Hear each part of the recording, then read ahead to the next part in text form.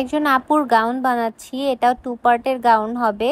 আর উনি চাচ্ছিলেন যে গাউনটা যেন উনি ইনার পার্ট আর উপরের পার্ট দুইটা আলাদাভাবে পরতে পারেন। তো এখানে আমি ইনার পার্টটা দেখাচ্ছি। ইনার পার্টের জন্য আমি প্রথমে 3টা লেয়ারে কিন্তু কাপড় কেটে নিয়েছি। যেটা নিচের পার্টটা থাকবে সব থেকে বড় এবং মাঝারি যে পার্টটা থাকবে সেটা হচ্ছে একটু ছোট থাকবে এবং 1 নাম্বার যে পার্টটা সেটা আরো বেশি ছোট থাকবে।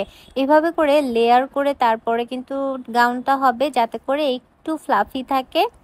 তবে এই কাপড়টা কিন্তু আমি অনেক শখ করে কিনেছিলাম, আর কাপড়টার গ্লেজটাও খুব বেশি সুন্দর ছিল।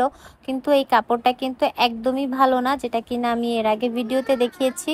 আপনারা শার্টিন অথবা সামো সিল্ক এই ধরনের কাপড়গুলো দিয়ে ইনারটা দিবেন, সেক্ষেত্রে একটু ওয়েটটা বেশি হবে এবং ভালো হবে দেখতে। তো এখানে কিন্তু আমি প্রথমে ওই যে উপরের পার্টটা এখন কেটে নিচ্ছি, আর কিভাবে সেলাইটা হবে সেটাও এখানে দেখাচ্ছি। দেখেন এখানে কিন্তু কুচি কুচি করে তারপরে এভাবে বসবে। প্রথমে ছোটটা বসাচ্ছি, এরপর আবার হচ্ছে মাঝারি যেটা থাকবে সেটাকে বসাচ্ছি। আমি জাস্ট আপনাদের বোঝানোর জন্য এভাবে করে দেখিয়ে দিচ্ছি কুচিটা কিরকম হবে, সেক্ষেত্রে সেলাইটা সহজ হবে বুঝতে। অনেকেই জানেন এখন আমার 8 মান্থ চলছে, যার কারণে আসলে এখন মেশিনে বসে কাজ করাটা আমার জন্য একটু টাফ, আর এই জন্য কাজগুলো অনেক বেশি স্লো হয়ে গেছে।